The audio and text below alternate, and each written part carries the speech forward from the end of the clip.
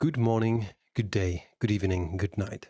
Wherever and whenever you're listening to this, welcome to the Bitaxe Townhall. Today, we're writing the Townhall number 50.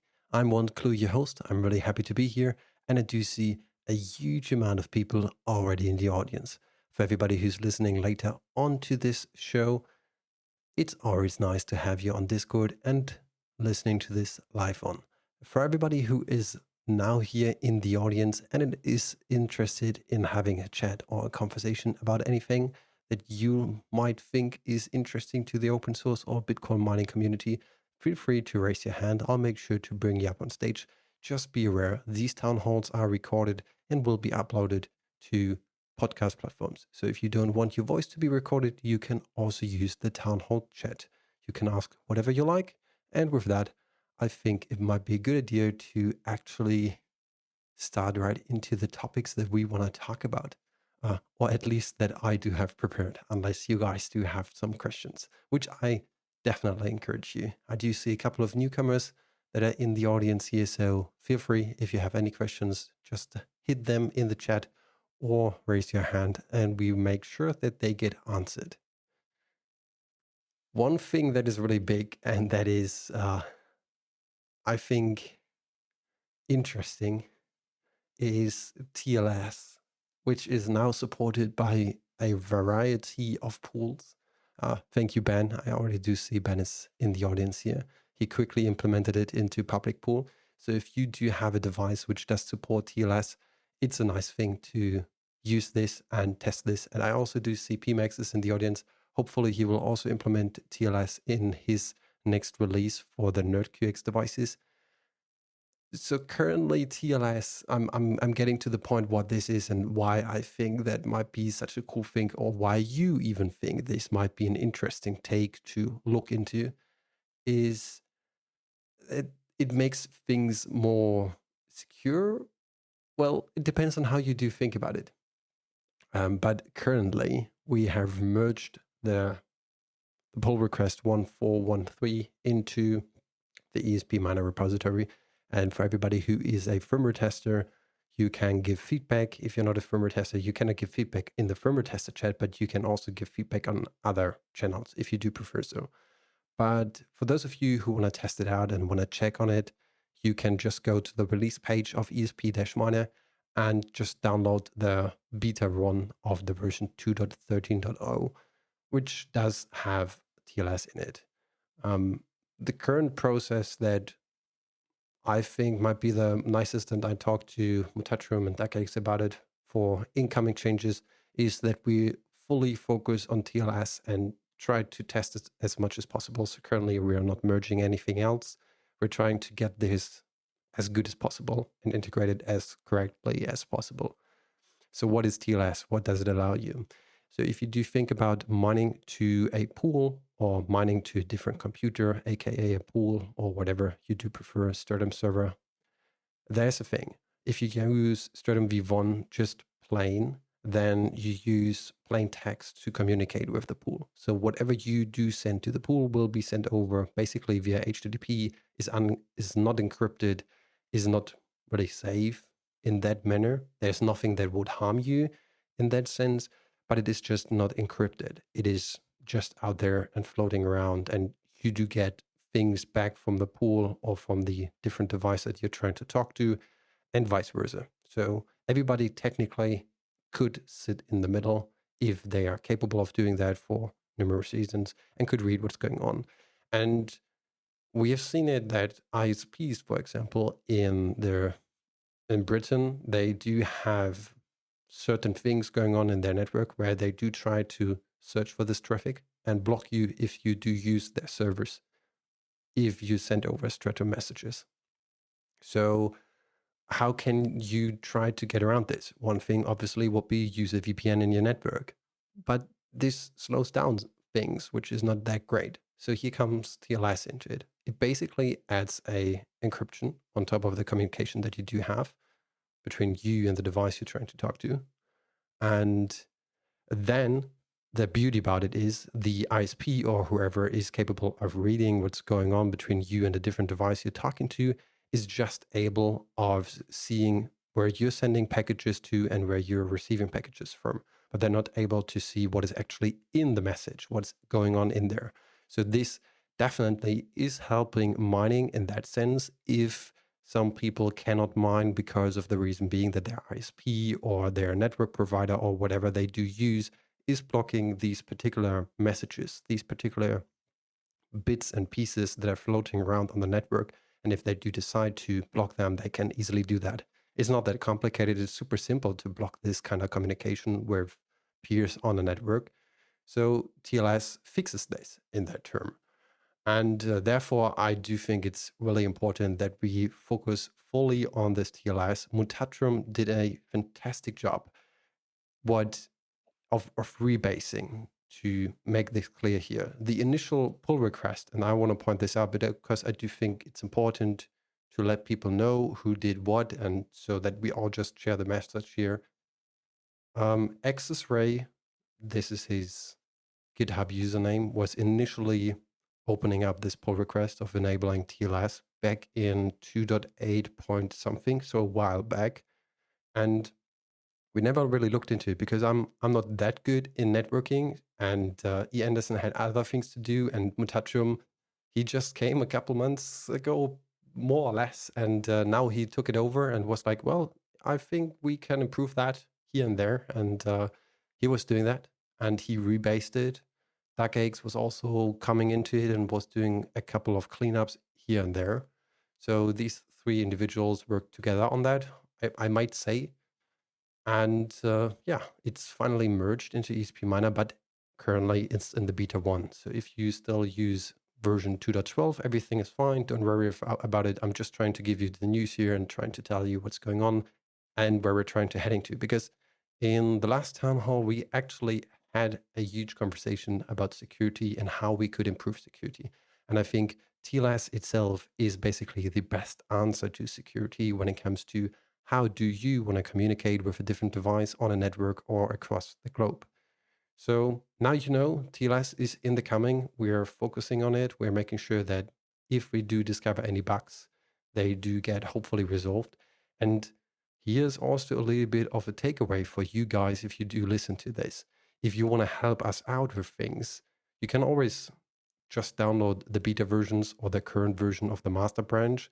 This is up to you, and there is no safeguard or anything else. But what you can do is you can test these things and you can report back if you do find any issues. Like here on GitHub, we do have firmware testers, which is just a rule so that we can separate people who are just saying, well, I cannot paste my Bitcoin address correctly, or other people who are really trying to give feedback on certain features. So we are trying to separate them in that direction. But also on GitHub, you can open up an issue with positive or negative feedback. It's also always possible. And if you want to do that, you can just, as I said earlier, go to the release page and download the latest beta 1 version, which does have TLS in it. And with that, you can just, for example, connect to public pool on the 4333 port, which is TLS encrypted. Unfortunately, CK Pool does not have the intentions to enable TLS on his pool as well. I do have the dark memories of seeing TLS on his pool years ago, but I don't really reckon if that is correct or if this is just me hallucinating. I don't know. But apart from that, I do see Scott is here with me on the stage. Hey, Scott, how are you doing? Yo, hold on. I think I need to change something. I'll be right back. All right. No worries about that. So let me quickly take a look in the chat. We do have Blocked here. I have a question about the Bitforge Nano. All right. Let's see. Is it based on the Gamma Turbo? Is the design inspired by the Avalon Nano S? Is it going to be in competition with the Bitaxe Node X? Thanks. That's kind of a hard topic to answer here for me, and I do give you the 2 bits why. Reason being is the Bitforge Nano, it's a miner designed by a friend of mine and me, but it's not yet released. I'd chosen the path of developing it and keeping it under the hood until it is finally ready and can be shipped. And we're really close, and we are planning on releasing it probably by the end of the month. But until then, I'm not willing to speak on it on this Discord here because I think that would be unfair to anybody else who is talking about their open source stuff if I would talk about my personal things that are not yet open source but will be. So I'm sorry, but I will not answer any questions regarding to that device. But to the next town hall, feel free to ask me again and I'll answer anything I can. So Scott, you're back. Hey, can you hear me? Yes, I can hear you loud and clear. Awesome. Awesome. Good to be here. How's it going? Doing good. We just spoke a little bit about TLS and I that heard. it is coming to the ESP miner repository, and That's pretty exciting. it is. And really, again, shout out to Ben for just quickly taking 10 minutes and implementing it on public pool. I mean, it's that So easy. cool. Like, who would not implement this in their pool? It is so easy. It's weird. Like regular Stratum V1 over TLS SSL has existed for a long time. It just hasn't gained any traction for some reason. I guess pool operators haven't wanted to turn it on, but it makes a lot of sense. Probably there's not that much noise for people to actually tell that to the pool operators. I mean, most of the pool operators, they do have a running service and most of them do receive a fee for their service. So why should they bother about anything? And most of Yeah, them that's probably have the common sense of don't change the running system. So TLS is more or less, I think, it's important these days because just recently, over the course of this year, and even in the last bits of last year, people were starting to notice that companies, that ISPs, and even regulatory things are changing towards which is not good. So now they're actually figuring out, hey, TLS is a thing. I can use that in order to have encrypted communication. So nobody can actually figure out what I'm sending. While it does not prevent you from having an ISP who is tracking the IP addresses of, for example, any pool that is out there and is just blocking these IP addresses, that still can happen, but they can no longer see the communication. So right. And we were talking about this before, and it seemed like on some university campus networks they were actually doing like deep packet inspection to see if you were sending Stratum packets, and TLS seems like it would fix that, right? it does fix a couple of things. And while we are taking a deeper look into how we do all the networking on the Bitaxe itself, there are also other bits and pieces that are coming along. I mean, just last week, Mutatrum was opening up an issue about what was it? Let me take a look on it. So some pools, what I'm trying to say here is some pools do have weird things that they are sending out. And Mutatrum was picking up on one. Really? Let me see. The mining.ping. Like, for example, he said CK pool does use the mining.ping message. Mining.ping. Is this Mining.ping. It like a was replacement for like an ICMP ping? just keep on talking. I'll quickly read through that. Okay. Well, yeah, I mean, this sounds like some sort of ping to determine the latency of your Here it connection, is. your This pool. is, as it says, a simple ping sent to or from the miner without parameters. Ideally, this would be used to ensure all miner or a miner is still alive, or to inform the miner that the pool is still alive. And ideally, they should respond with a result of Pong or vice versa. Since most mining software does not currently support this, it is not expected to be used for confirmation. Also, although sending data is a good way to ensure that a raw circuit is still open. So it's one of these weird occurrences, and CK himself, he was writing about this, that he was implementing the mining.ping, which is on his pool. Interesting. Yeah, I mean, it's this weird thing. Everybody can do whatever they want with mining with Stratum V1. We could just for public pool, for example, if Ben does have a little bit of board time and wants to implement, I don't know, a mining dot PNG or something like that, he could just implement that and send over PNGs over the Stratum socket to you just to annoy you on your Bitaxe for like ludicrous stuff. We could do whatever we want. There is no common sense on Stratum V1, which is good and bad at the same time. But Yeah, it's like we have to. Well, I guess mining in general, it has to sort of follow the lowest common denominator here, and that is unfortunately Bitmain. But it's if a pool has this mining ping requirement and like the major firmware doesn't support it, then it's just not going to work really. yeah, well, it But is out there and apparently it is working. But I think like, why would you waste extra bits? Why would you waste energy, even if you're talking about a fraction of a penny in energy that it does use? Because your CPU needs still to process this. It still needs to do the work. Why should I do that if my socket is open and I'm sending data? So it's kind of yeah, it's a nonsense in that regard. But I do get the point of why you would try to do that, because if you can use the mining.ping and pong, then instead of having your device checking if any new mining.notify is coming in, like we're currently trying to do with having the socket being closed and reopened and shutting down the ASIC, etc. There are a couple of features coming to that regard. You could just use that. Sure. so who initiates this ping? Is it the server or the client? Both could initiate it. Both could initiate it. Okay, Yes. so I can imagine, if a server has a really high difficulty, and there's a small, hash rate client attached to it, then it might not be responding. And so there could be a situation where the socket is still alive, but the miner just isn't really Correct. alive anymore. And so maybe the server would want to be like, "You still there? I haven't heard from you in a long time. Still there?" That could be useful. But then again, if a lot of clients don't support that mining ping, then it's going to be inconclusive. I mean, for the modern and standard device, the difficulty needs to be ludicrous high. Like even if you're talking, I don't know, like 100 million or so. I mean, sure, the Bitaxe would not send over a share every now and then, but maybe every hour. It's still a valid thing. And yeah, it's a socket keep alive issue here, probably.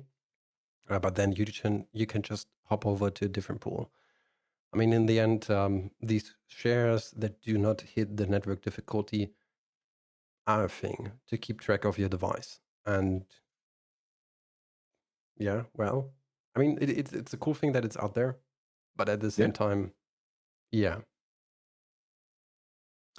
Yeah. I mean, we do have an interesting opportunity here, like being the first sort of open source community firmware to kind of try and change up some of this paradigm a little bit here, to better suit smaller miners, more decentralized miners. I like that idea.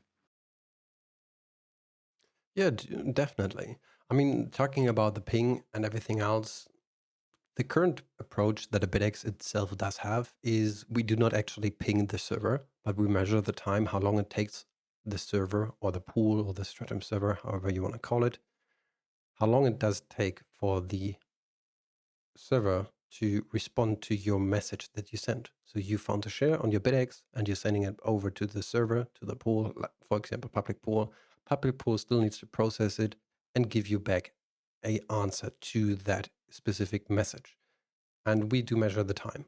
It's totally different to how it works on PMX firmware, where he just pings the server, which is also good. I mean, with both versions, you can verify that you still have an active connection to your corresponding pool that you're trying to connect to, and it just gives you an opportunity of testing how things are working, like either network wise or even on load wise. If it takes a ludicrous long amount of time for the pool to actually process your data, it might even be a good idea to switch the pool because maybe it's overloaded. Who knows? If you're just pinging it, it would look nice, but yeah, And how does the NerdQX firmware respond when a server doesn't support ICMP pings? I don't know. That's a good question. Maybe PMX can answer that in the chat or he wants to come up on stage. I mean, I think that's a good idea, right? That's the right way to do it.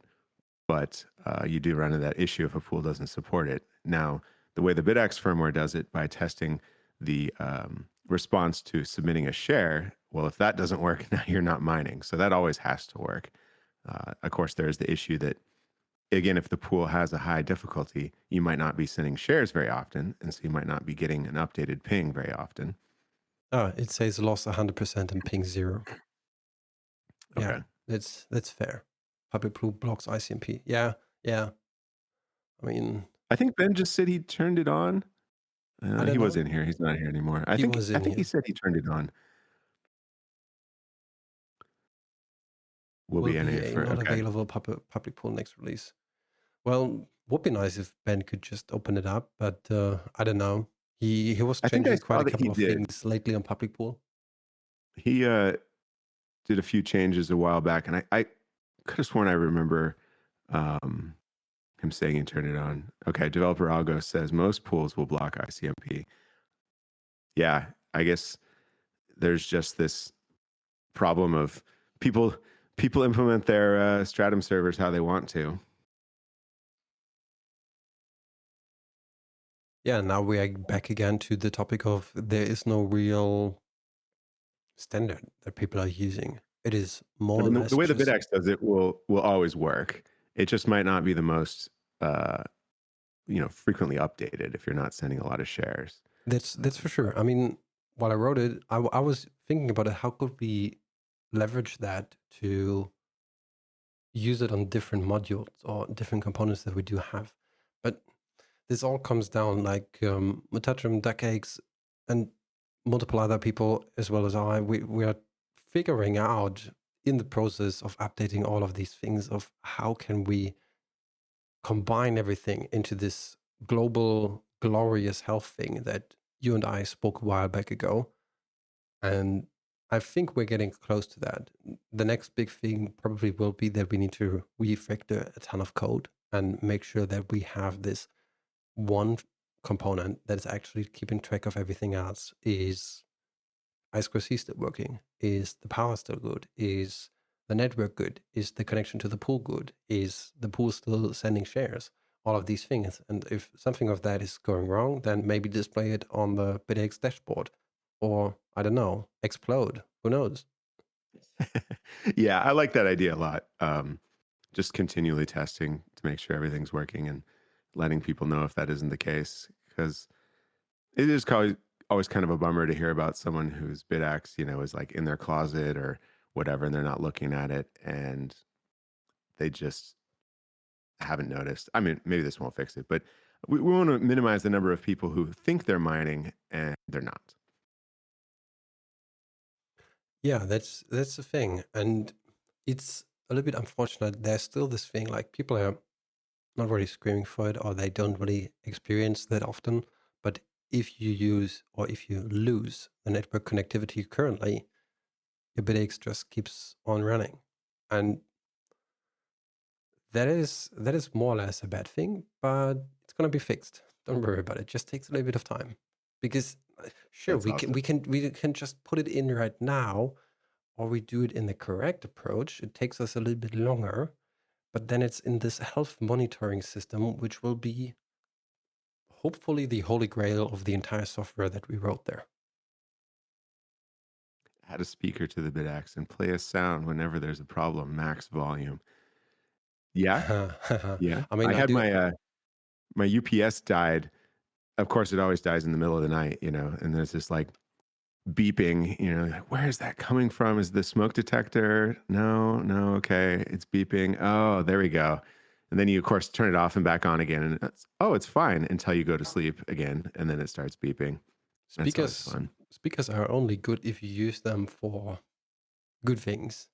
I had to I had to remove my speaker that I had attached to the BAP of my Bitaxe because apparently Wi-Fi doesn't like it if my Bitaxe is farting every 5 to 10 seconds. Weird. She doesn't like that, huh?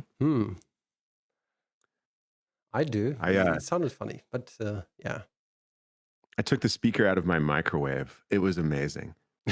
When you're like trying to heat up some food in the middle of the night and be quiet so that you don't wake up the rest of the house. And then it's like beep, beep, beep, beep when it's done.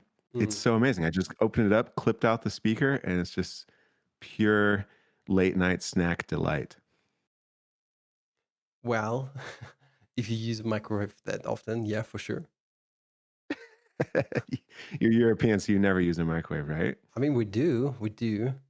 Um, just 2 weeks ago, I burned myself because I was stupid enough to put something into the microwave that's not supposed to go into the microwave. But apart from that, um, it was a teapot, though. It was a teapot, but the material it was made out of, it was not metal. I don't know the exact term for it in English. Maybe is clay heating up in the microwave?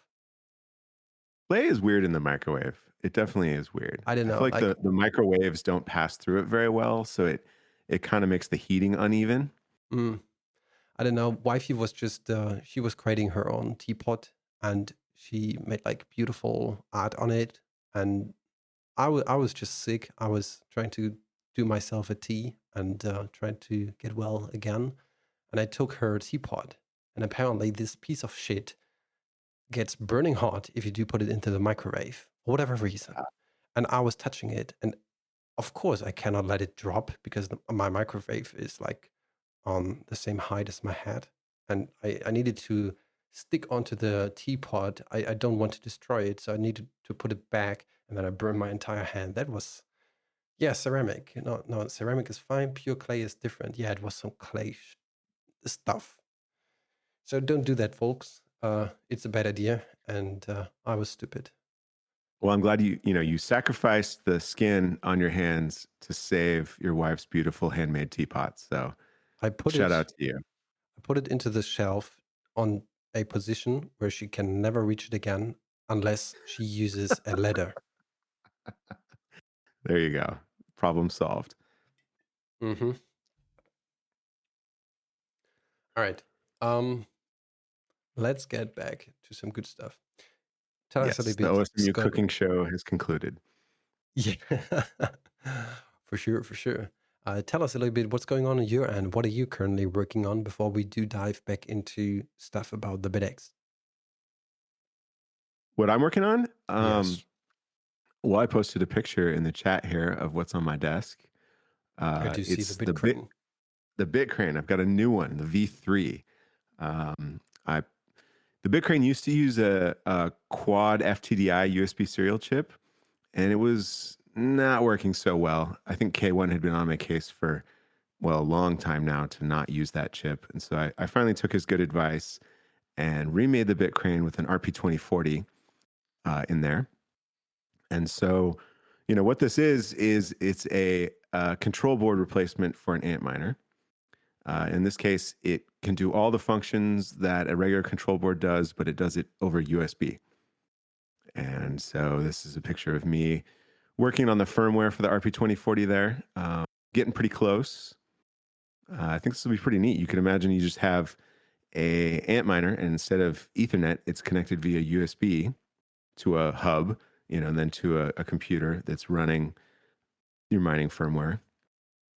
And it actually, what it does is it makes development way easier for mining firmware like Mujina. Um, I think it'll make a pretty cool demo. Oh yeah, hopefully, heck yeah. So it's got a spot for 4 fan connectors. It's 3 hash boards. It's got the power supply connector on there, and it's powered by that same Molex connector that control boards are normally powered by. Does the It's pretty cheap RP little board too. have internal storage? It does. Yes, it has flash. How much? Um, how much do I have on there? I don't remember. It actually has a external flash chip like the ESP32, so it's configurable Well, for a that's few nice. different sizes. The current firmware they have on there is essentially a glorified USB to serial firmware. So the code space is not significant. But this does have a little spot for one of those OLEDs like the Bitaxe has. So you could imagine running a little bit of code on there to do some status stuff on a display attached to each one. There's plenty of room for adding in the Ethernet connector as well. Yes, you could add an Ethernet connector, but this is decidedly not a network device, right? It's a USB device. So it doesn't have Wi-Fi. Um, it doesn't have any networking whatsoever. I see. That would be the job of whatever computer this is connected to. Well, I mean, I do see you're testing it on S9. No, that's a S19 J Pro. Oh, I'm sorry, double fan. Oh, I'm sorry. Yeah. Yeah, it's a weird So angle. the I just have one S19, hash board in there right now, but I see. it'll be any stock S19 or S21. I think they changed the control board form factor for the S21 Pro or maybe the S21. So it would need to be changed a little bit for that to just drop right in. But yeah, that's the idea, is it supports S19s and Antminers. Well, what about the communication with the actual PSU? So you can't quite see it in this picture. It's sort of in the E of the bit crane, but it has the PSU data connector, which is a like 400 hertz I2C connection. So it's very non-standard, but this will support the PSU. So you could, if you have 220, which I don't on my desk, but if you have 220, the idea is that this control board would just swap into a bone stock Antminer and control the whole thing over USB. That's a pretty damn good idea. So it's the RP2350 you said, right? This one has the 2040 on it. 2040. And firmware is written, is it the firmware written by K1, the Rust one? Yes. I started with that. I've been vibe coding the necessary changes to that. But yeah, that's in Rust. It's very cool. I'm ashamed to admit, but I just don't really know any Rust. But man, Claude sure does. For sure, but unfortunately, you cannot really verify it. Huh? No, I mean, it helps. I can read it and somewhat understand what's going on when Claude has written it. So Yeah, that I mean, helps to Rust be is able to. just different, I'd say. It's Yeah, it sure is.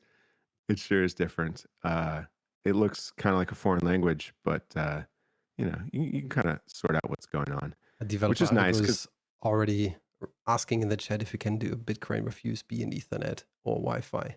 Well, yeah, technically there's enough space on it to add it, right? yeah, but it's not running a mining firmware at all, right? It's just a USB to serial pass-through firmware. That's the point here. So you could have, if you had a nice computer with 4, 6, 8 USB ports, you could connect 4, 6, 8 Antminers to it.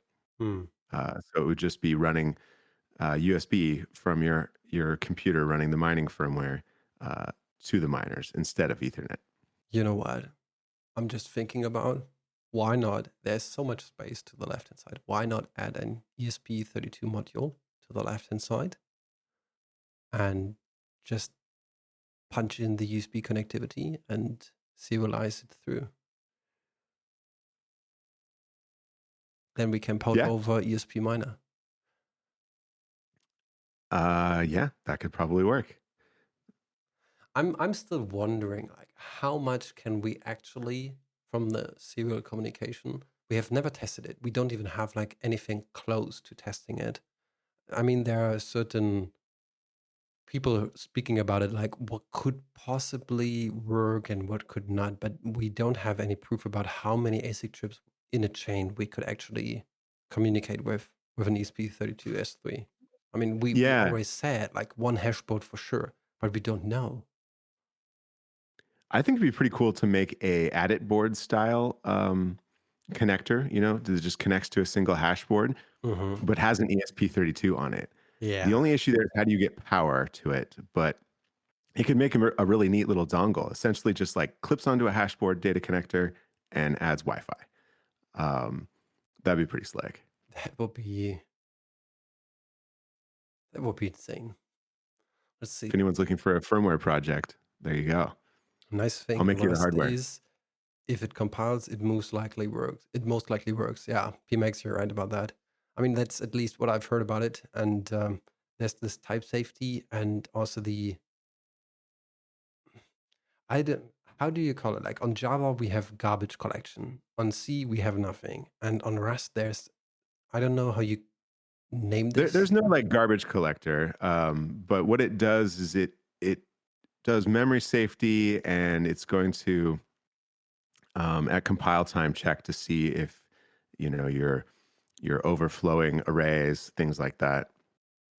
So you do get a bunch of safety. I mean, the compiler isn't going to check to see if functionally your code works, right? It has no idea if it's doing that. But okay, it has, yeah, PMX says it has nice thread safety.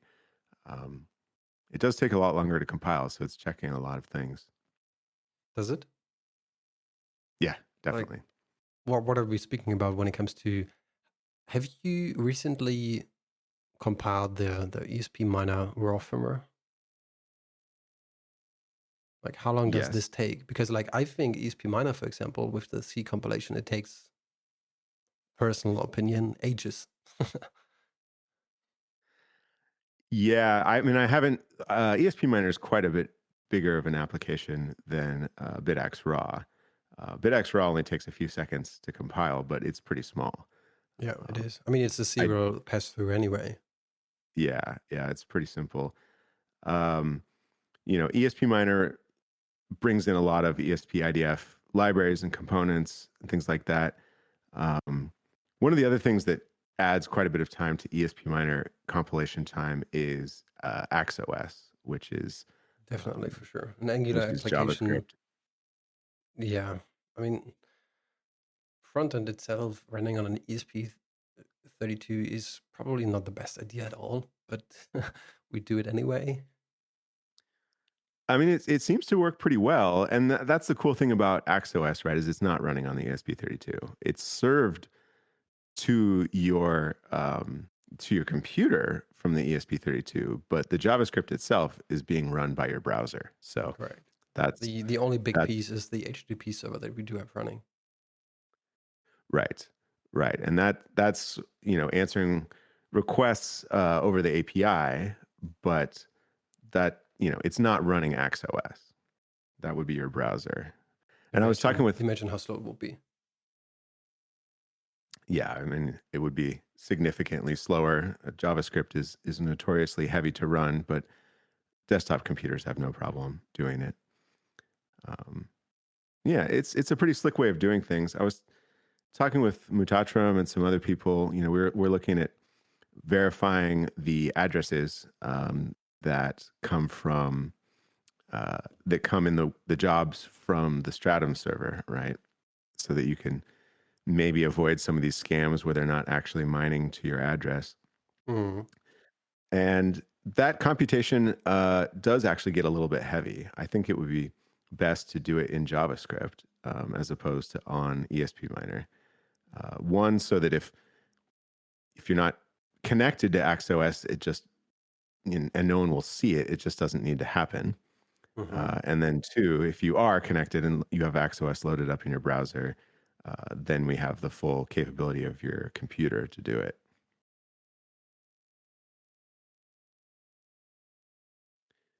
It's just computers are shitty at hashing, so that's why we don't do that. But what's that guy? He just made that really neat web browser miner. Did you see that? I was confused about it because this kind of stuff exists already for years. Why we're talking again about it? Like, no front, cool project, but yeah, Super testnet. That's the guy. Yeah, I mean, it only does like kilohashes per second, but the cool thing is you can just kind of see how it works. correct. That's really a great thing. It's a fun little learning tool. I like that aspect of it. You're not going to do any real mining with it. No, not in particular. I mean, it does helps out. It's the same approach that we do have with the node of at least from the developer perspective. Hopefully, people are interested in what's going on beneath under the hood, beneath it, in it, and maybe some people will be enlightened and try to figure out more stuff about it. That would be interesting to do to see which can hash faster, a nerd miner or a web browser. Probably a web browser, depending on how much permission you do have on it. Yeah, probably a web browser, I'm guessing. You'd want to work in some optimizations there for efficiently I think it was like doing 2 years ago or SHA-256. so, where a ton of web pages have been hacked, and the hackers just didn't do anything apart from injecting JavaScript to mine Monero. So Oh yeah, yeah. yeah. That's right. Just kind of like visit a website and your computer fan starts going crazy. Like, what's going on? It's Oh, like, what's oh, going on? That's unusual. Maybe a mining heavy a little, website. mining a little Monero. Of course, Monero is designed to be ASIC resistant, so it is really optimized for doing it on a CPU. On particular ones, yeah. Is it for particular CPUs? I feel like yeah, I guess I don't really know. Certainly, there are going to be CPUs that'll be better at mining Monero, but they can like change the algorithm whenever they want. Yeah, that's the whole point. I mean, Monero changed multiple times. It's this whole debate about like people talking about this and getting into the rabbit hole of, well, it's a better Bitcoin. It, I don't know. I'm not going into that political topic, but in the end, from the technical perspective, it does prefer and run better on L3 cache devices that do have a huge Okay. amount in there. That's the whole point about it.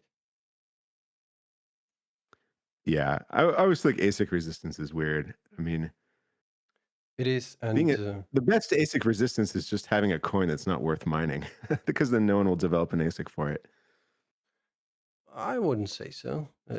Probably a ton of shitcoins out there that did exactly that, but some people developed an ASIC anyway for it. Well, I mean, developing an ASIC is millions and millions of dollars, huge expense, and no one's going to do that if there's no chance of recouping your cost. So, Wait, stop. I think your calculation is off here. We have seen this multiple times now of companies developing these devices and selling it to the people because they are selling the shovels. They don't care about the coin. oh yeah, They certainly, just certainly. I mean, they sell the shovel, and as soon as they are done, they have made back their money. They are gone. It happens multiple times. right, but they need to have some hope that they're going to make back their money. I mean, that was the whole deal with Caspa, right? Caspa was basically just created to make an ASIC to rug miners, right? Because miners would be like, oh, like, yeah, there's an ASIC. I'm going to buy these things, right? And then, oops, like I Caspa was crashed. about to Like, speak about this shitcoin because I don't know why, but recently a couple of fanboys of this shitcoin were particularly reaching out to me like, "Oh well, your stuff is so shitty. Just develop a Casper miner." I'm like, the only thing I responded was a middle finger and a "fuck you." yeah, that's the right Apparently, response. yeah, these posts went viral on X. I don't know why, but it was funny to me. Yeah, I mean, if a shitcoin launches basically with ASIC support, like custom ASIC support, that you have to ask yourself what's going on here. Well, I think we should go back to the good topics and just keep on speaking a Yes, little bit about where we're headed to. I mean, one of the good biggest idea. things here is obviously the people are a little bit desperate about the GT, for example. And we've spoken about it on the last town hall as well, that all of these manufacturers who are selling the 800 version are setting a version which is based on the 800XXX version, which is a development unit and does have a design flaw in it. And the XXXX version was the one that was sufficient in terms of testing. And we moved over the GT repository. Now it does have the branch 801. I added in a couple of test points to it so that we can potentially run the GT off of these test points. That's a wink, wink over to Duncan. And yeah, well, I don't know. Ben is unfortunately not here. He can, or is he? Is he in here? Maybe he can give us a glimpse of if he has done some testing, or did you some testing on the 801 boards? I did some testing on the Quad X, and it seems to be working great. So I think we just need to verify the changes that you made, get some boards running, but it looks pretty good. Those changes were pretty minimal. I expect that it's going to Yes. work. So Ben says still needs assembly. Still needs assembly. All right. Yeah. Yeah. Ben Yeah. is I mean, really we need to busy. build some of these up and give them a try, right, in the real world. Let them run for a little bit, I have some would confidence. appreciate if anybody can just quickly clone Ben so that he can assemble it quicker. There we go. Just do a fork and then do the same stuff that Ben is doing, but all the parts that he cannot do because he's too busy. Accepting applications for Ben clones. iRobot. uh, oh man, like time is flying so hard. I don't know. Hey guys, you are here the first ones to hear this. If you haven't checked out the code yet, don't look it up. Please do me the favor. Don't look it up. But as soon as Christmas hits, like Christmas Eve and the first Christmas Day and the second Christmas Day, take a look on your XOS dashboard. Don't look in the code. Stop it. Don't look in there. Just experience what's happening on these days. Yes, I love Easter eggs. Just needed to say that quickly. So Christmas morning when you wake up, don't go look under the tree. Go look at your Bitaxe. Exactly. Or I guess if there's a Bitaxe under your tree, plug it in right away and check it out. Hexfox, stop it. I'm gonna kick you if you say anything. No. All right. But going back to the code, like there are so many things going on, not only on the Bitaxe repository, but also on the things from PMax ESP miner for the nerd devices. It is just fantastic to seeing all of these integrations that are happening over there, and also a couple of separations, like features that you do have on certain devices that you do not have on others. But we just spoke about the GT. There are also other things in the making. There is well, I gave it the name, but I have not announced it yet or said it out loud. It will be called, at least that's what I'm naming it, the Bitaxe Mini, which is something that I do have a Ooh, prototype what's coming that? up to me. It's a bigger device. It does feature 4 chips. So, and it So will it's use a different screen. The biggest hurdle right. there will be to make it fully compatible with the current ESP miner. But I think that will not be an issue. This sounds exciting. I mean, the board that I'm currently or hopefully receiving in the next 2 weeks is still based on the BM1370. But the plan is obviously to just use this as a development unit. And as soon as we do have the S23s available and can desolder the chips from them, we can just move on to the new ones. Well, yeah, S23 is supposed to be released in January, is what I heard last, and that's coming right up. Looking forward to that. I've been asking everyone I know if anyone has an S23 I can get my hands on. That would be Well, the very S23 helpful. itself is not really that useful. I mean, we do know that it's not really that useful alone if we just have a hash board. We need the control board as well. Yeah, and the firmware, right? We need a full S23 system. Yeah. What's ooh, that's a very mini No. The Bitaxe. Bitaxe Mini is way bigger than the Bitaxe. It's way bigger than the Bitaxe GT. It's just mini to confuse people, probably. Good. We got to keep people on their toes, right? Yeah, well, we do have these weird names, and the Bitaxe Naja, also other names that came up for upcoming releases. So we still need to confuse people. So yeah. Yeah, I mean, naming things is hard. Naming things is very, very hard. Think about it. If we just have named then Bitaxe 1, Bitaxe 2, Bitaxe 3, that would be lame. That would be lame. That would be lame. I like the sort of code words, right? Like Bitaxe Gamma doesn't say Gamma on it anywhere. Okay, yeah, there we go. This is the Bitaxe Mini. It's like you Yeah, can fit up to 2 of them in your living room. I think Duncan is currently experiencing AI slop. I do like those extra wires connected to the fan connector. Where are those going? Well, what's on the side of it? It's just so weird that the boot and the reset button are caps instead of actual buttons. And what's really weird to me is that Angel Wish is actually in there. Angel Wish is a proprietary font. Font. Yeah. Yeah, it Like, it's is. so It's insane how much these AIs are stealing from everything on the internet. And yeah. they get away Yeah, it with it, really at is. least currently. There are a couple of lawsuits already happening against all of these AI companies. It's weird. It's good and weird at the same time. Think about Stack Overflow. It went rogue. It went rogue? What do you mean? Right? Why should you use Stack Overflow these days? Oh, oh. Unless Yeah, you no, want to actually get roasted. I haven't been on Stack Overflow in a while. It was, it was the goat of its time, but I guess we've moved on. It was not me. It was the AI that did it. S23 air cooled are shipped in January 2026 if you pre-order at 8K. Yeah, that's super weird. Like, I think last month I was checking the prices and the pre-order prices were at like 15K. Now it's down to 8K. So whoever did the pre-order last month is so fucked up this month. Yeah. Yeah. I guess we have some weird price action happening on Bitcoin.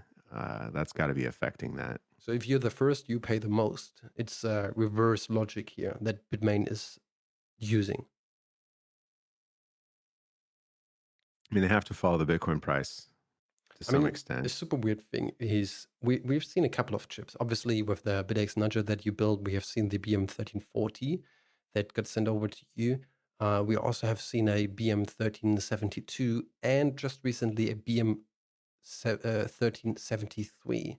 So indeed, something weird is going on here with Bitmain. They probably do have some issues with manufacturing or with features that are not fully functional in the way they do intend them to be. But either we have 2 new chips coming up, or they do have 3 new chips coming out with the next release, which do have different features or less, or I don't know. Some of them are higher quality, some of them are less quality. Yeah. And then there's this Yeah. whole I don't seal know. miner thing. Like developer algo is writing in the chat. Seal miner is eating their lunch. It's super I weird. don't think Steel Miner is eating their lunch. I've read an article that somebody's suing Seal miner already Yeah, the about their investors, some claims. of Yes. the BitDeer investors are suing them because they didn't meet their roadmap. Do you guys remember this roadmap that BitDeer released? They had It said something that like they were going to 6 have joules per terahash in there. they claimed they're going to have 5 joules per terahash by Q2 of 2025. Um, and 2025, literally. the Q2, like the middle of 2025, What is the? they claimed they were going to be at 5 joules per terahash. I I mean, always when I thought first that saw might that, I was like, be. bullshit, no way. Yeah. And apparently their investors aren't super happy about that either. But their current best miner, I believe it's the Seal Miner A4, is at 12.5 joules per terahash, which is, I guess, in line with currently released Bitmain. But Bitmain is claiming the S23 will be 9.5. So yeah, there's some weird stuff going on there. I was talking with Block Space Media about this, and I wasn't aware, but BitDeer was claiming that they were going to have this new technology, like they're using this new, supposedly more efficient transistor technology in their ASICs that was going to give them crazy more efficiency. It would actually like reuse the gate charge, like have some sort of charge storage element in there, and would allow them to like reuse that charge like up to 4 times. What was the name of that technology? I'm forgetting. But yeah, it's a technology that's been around since the 90s, and no one has really implemented it at scale. For some reason, BitDeer thought they were going to implement this at scale. I'm guessing that is what led them to make that roadmap. But yeah, it doesn't seem like it's working because they're way behind. Yeah, well, I think it's a little bit unfortunate that we do see that. To be honest, if they would have met that, it would be insane. It would be It would be insane for insane. like everything. Like everybody would look at them and wanted to get one of these devices. But unfortunately, it's yeah. I mean, you cannot create a roadmap if you cannot sustain these points that you're trying to achieve. Yeah, that was a huge over promising there, and that's fun for us and projects like that. But BitDeer is a publicly traded company in the U.S. and they have investors, and those investors are making their decisions based on this. So I can understand why the investors might be mad. A Uh, little bit. Hey, yeah, I sorry, mean, when I couple saw it, I was like, millions "This is on total the. bullshit," but apparently they believed it. It's always the case how you do market it, and we need to be honest here. Not trying to blame people, but I'd argue some of these investors might not be that technical or do have a fundamental understanding of how things work.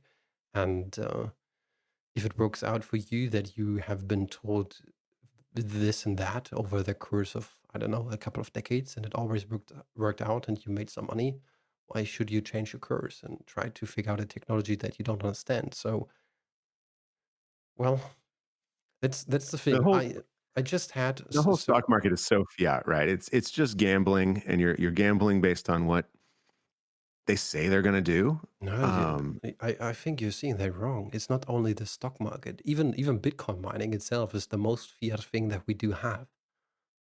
that's true. That's true. It really is.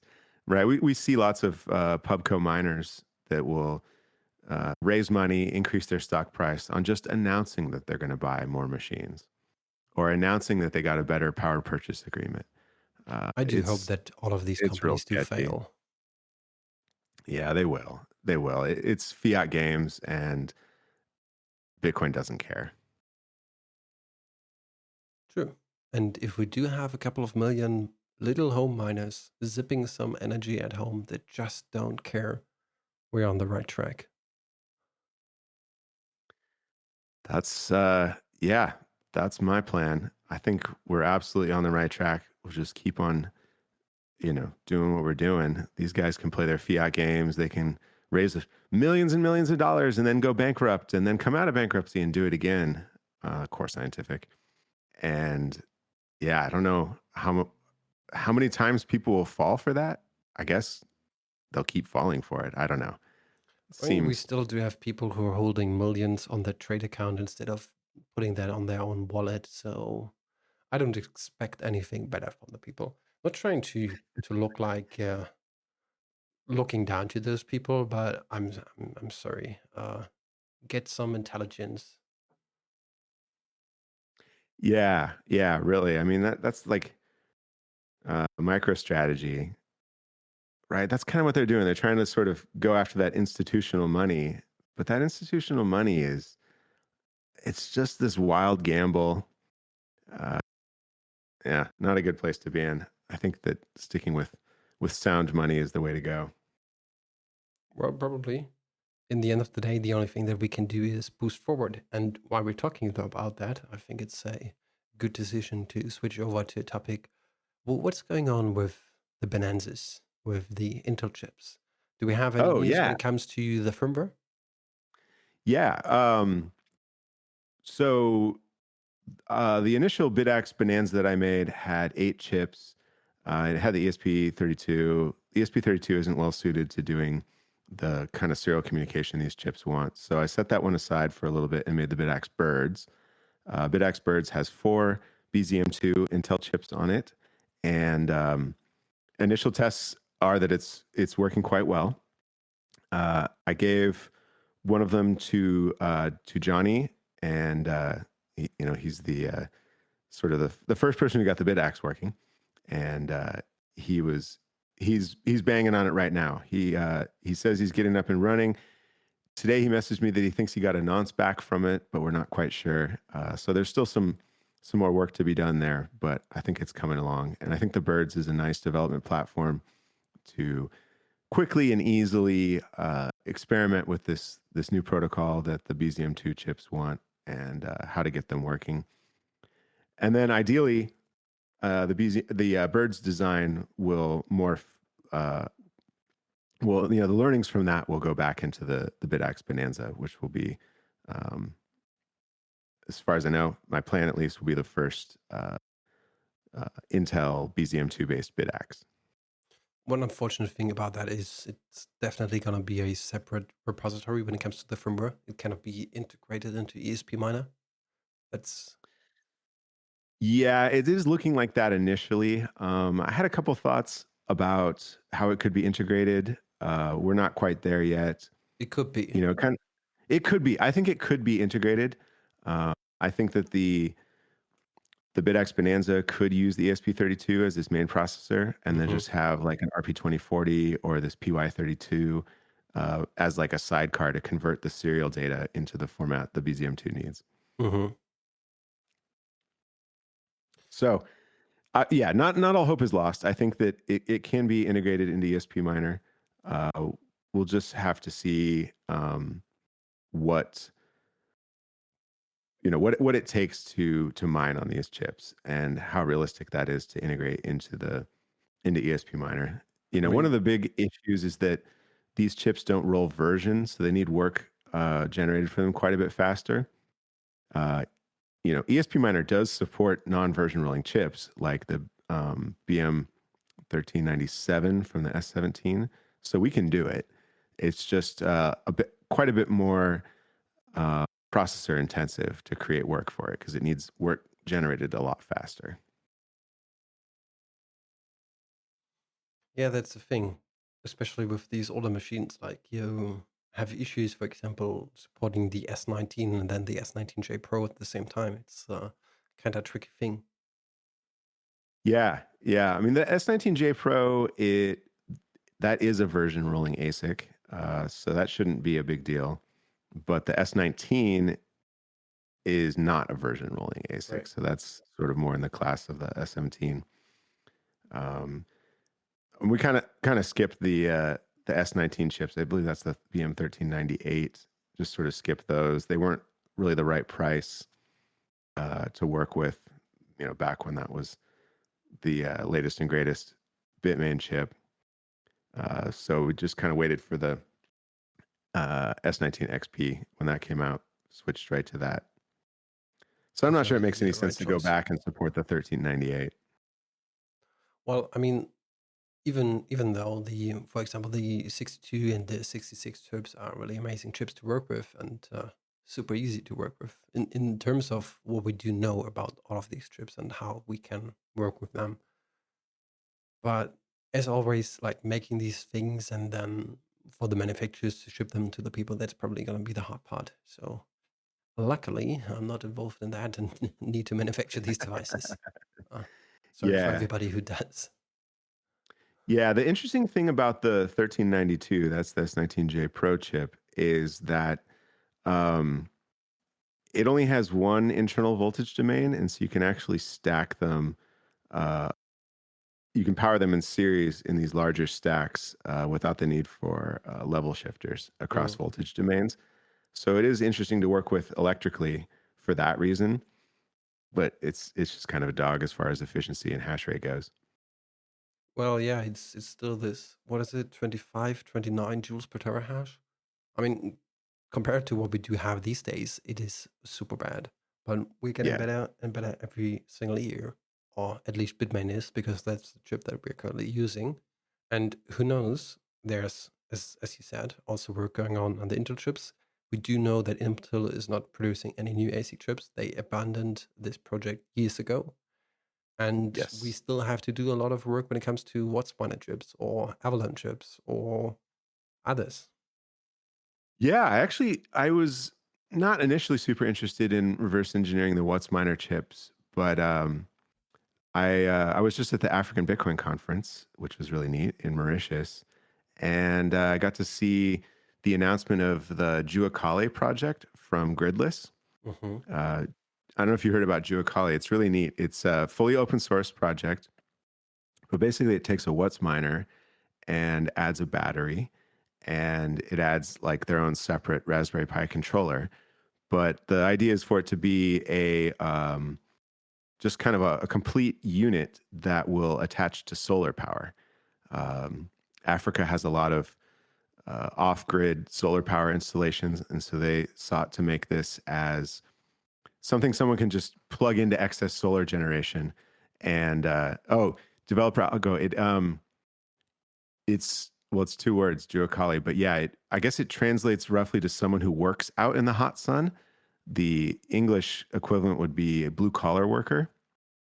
And so yeah, that was the idea. Is it's for sort of workers who have excess solar. I guess in Africa, a lot of grain mills and things like that will be spread out, in all sorts of remote places, and they don't have reliable grid power, so they'll get some solar installed, but they'll end up with excess solar generation because they're not running the grain mill all the time. And so this is just a box that you can plug in to make some money, when the sun's out and you're not milling grain. But Gridless really likes What's miners.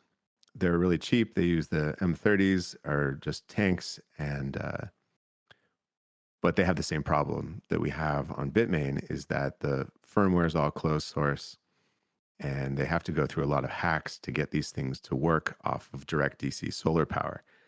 And so I got pretty interested in creating a way to get around that, so they don't have to play these games with faking power supplies and stuff like that, which would look something like our own firmware running on our own control board.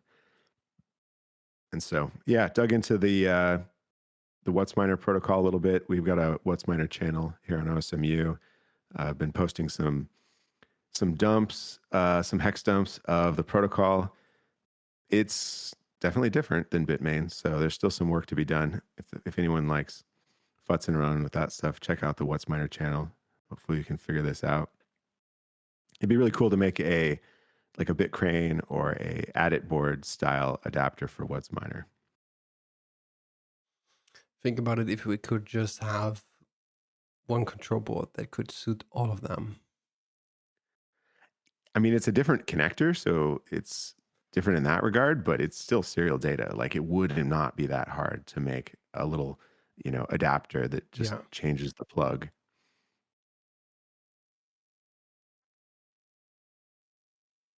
Well, with taking a look on the time, if you guys in the audience do have any questions, feel free to ask them right now. Otherwise, I think we try to get to a closing here, and maybe hopefully have just a general chat in the general voice chat. Apart from that, I do think, and I think it's safe to say, 2024, 2023 were nice years. 2025 was insane of things that happened, updates to all of the projects, every single one that has been around here. Lots of things gone wrong, lots of things gone right. This year is just insane. It is. I'm It just is so much. Oh my gosh. Can you imagine all the things? Jeez. like, time is flying by. It is insane. I'm just personally so grateful to be here. I really do enjoy it, and I do know I made this announcement a couple of weeks ago, probably now, that I'm planning on having learning sessions here on Discord as well for the people who are interested in it, and going over like basically everything that I do know. But that's probably gonna start next year. Wink, wink here.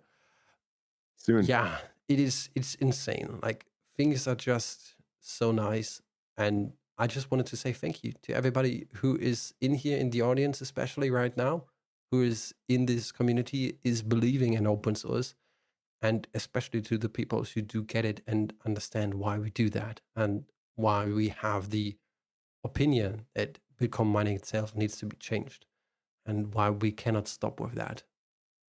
So thank you. Thank you for being here. I want to second that. Yes. Thank you all so much. This is incredible. This is like a joy to work on with all y'all who are so smart and creative and willing to like jump in and just like get shit done. It's really awesome. Like the things that have come out of OSMU is just, it's mind blowing. And things are not stopping here. That's the great part. No, definitely not As stopping, which long is as the very exciting. spirit still is there, and I do think it never has been greater than this year, we're going to Yeah. continue with all of that. As I said, there Yeah. are times where things are going up, times where things are going down. That's not a bad thing. Sometimes you have personal issues. Sometimes other people have issues with you. Fuck them. Just keep up doing what you're doing. That's right. It That's is. right.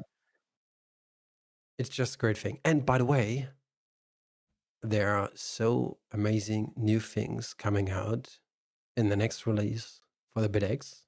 Maybe Ethernet over USB. Maybe a health That is so monitoring cool. system. Oh, Mutachman was Maybe, looking at that. That is so the Ethernet over USB.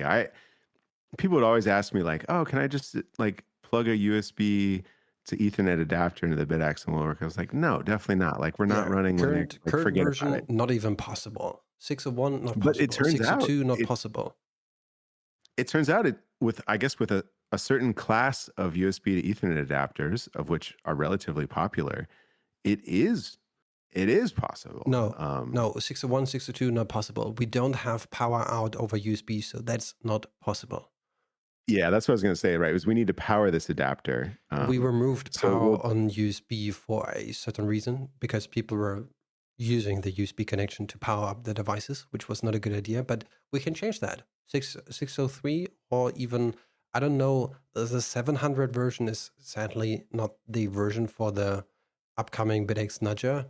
What is it? 1,000? oh 900? gosh, that's a good question. Is it 1200? Oh, we don't know. Apparently, so the thing is, technically, from what's currently on your Bitaxe, no, that's not going to work with USB over Ethernet. It's 1200. But Sorry. we have played around, and especially Mutatron, because he was doing a ton of work on that, how to use te- tethering. I don't know how to pronounce it. Fuck Tethering. that. Tethering. All right.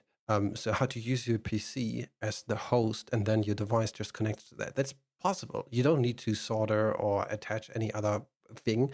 Well, we could even use the BAP for Ethernet. There are some flaky projects around there that do that. Some of them are well implemented. Some of them are bullshit. So choose whatever you do like. But things are possible. Great things are coming. Nothing is stopping. And it's getting back to my little speech here of things are just bright. And I do hope mining will change in the next decade for the greater good. I think it will. I think it will. It's already changing. It's already changing. I mean, you know, Bitaxe is basically a household name in Bitcoin mining now. I don't know how many people realize that it's open source and what the benefits are there, but some of them do, and that's progress. With that, I think it's time for you to give out a couple of shout outs, and then we're going to end up this session. All right. Raz, dude, I haven't seen you for a while. How are you doing, man? It's good to see you here. It's good to see you here checking in with us. I hope things are going good for you. I'm sure you're busy AF as usual, coming up with crazy stuff like you do. Good to see you. EDU, what's up? I think you're absolutely right. Mutatrum needs a raise. That guy is absolutely crushing it. I don't know how he does it. What a legend. But EDU, good to see you, man. Thanks for joining us. Developer Algo, good to see you back here. Obviously, Developer Algo is a legend, and it's good to have you, here keeping it real, keeping working on stuff. Keep the open source fire burning, like you said. Exactly. All right. We got Animal with a 1. I don't really know you, but I've seen your name. It's a very unique name, so welcome back. Duncan, dude, always a pleasure to have you here. I know you're coming up with funky ass shit like every single day, so keep on doing that. We love everything you make. Ben, I don't know. Ben doesn't need any introduction. The dude is an absolute legend. All he does is make crazy shit like every single day by definition. So we are incredibly lucky to have Ben here working on this. He's done so much. So good to see you. Matt Sola Satoshi, thanks for sending me that Avalon Nano 3S. I haven't gotten to it yet, but I'm going to hack that thing to pieces. I think that's a pretty exciting platform to work on. But appreciate so much everything that you guys have been doing this year. You and ComX10. X10 that's because you get like shit done at like 10x the normal rate, which I think it is becoming clear to everyone how much you guys are crushing it. So we really appreciate you guys, you know, sticking with the ethos of Bitcoin mining and OSMU and always getting our back, and selling lots of machines, getting lots of Bitaxes out there, lots of Nerd Axes, lots of machines out there. Appreciate that immensely. Let's keep on crushing it. We got Hexfox. Yes, dude. Always in there working on the firmware. Keeping this show on the road. And I never gave a shout out to WantClue because he's not like in the audience list, but shout out to WantClue for just absolutely crushing ESP Miner. I mean, everything OSMU, obviously, but taking ESP Miner by the reins and making it happen, making it come together, getting people's PRs reviewed, merged, keeping track of issues, doing all these releases all the time. It's so fantastic. There's lots of exciting coming. So thank you, OneClue, for doing that, hosting this wonderful town hall. PMax, also dude who does not need any more introduction, but an absolute legend, makes the amazing nerd. I keep messing up the category here. We call them Nerd Acts. It's the Nerd Acts series. Anyways, they're all amazing. Ben sent me one. I've got it on my desk here. The thing is just going steady, and it looks great. I love everything that you've done there, adding more chips, more and more chips. Yeah, thank you all for joining us so much. It's an absolute pleasure to have you all here, talk about this stuff, and keep crushing it. Thank you guys for tuning in here. The next town hall is set to be on the 27th this year, so this is probably not gonna be the last town hall unless I'm too drunk for the next one. But we'll see how this goes. The drunken town hall. Let's go. I don't think so. I'm gonna do that a second time. But thank you guys for tuning in here. And whoever wants, feel free. I'm hopping over into the general voice channel now if you want to have a conversation over there. But thanks for being in the town hall, and thanks for everybody else who's listening to this later on. If you want to check us out, you can do so under discord.gg/OSMU. And if you want to learn a little bit more, check out osmu.xyz, as well as osmu.wiki. Thanks for being here. Peace out. What number episode is this? 50, man. 50. Oh my God. Who would have guessed? Goodbye. All right. Well, thank you. See you later.